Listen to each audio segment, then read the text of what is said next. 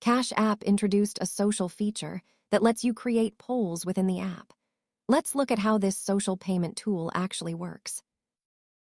Polls are essentially interactive questions you can send along with a payment request or a simple message to your contacts.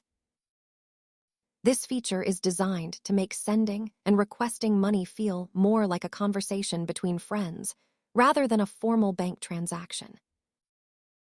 You can use these to settle group dinner disputes, decide on shared gift ideas, or just add a bit of personality to your requests.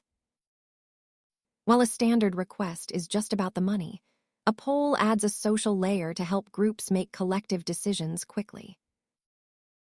Most users leverage this tool when organizing group activities where multiple people need to agree before the final payment is sent.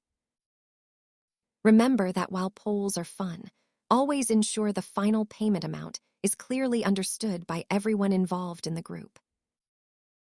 Thanks for watching. Use these tools to make your group finances easier to manage. Like and subscribe for more basics.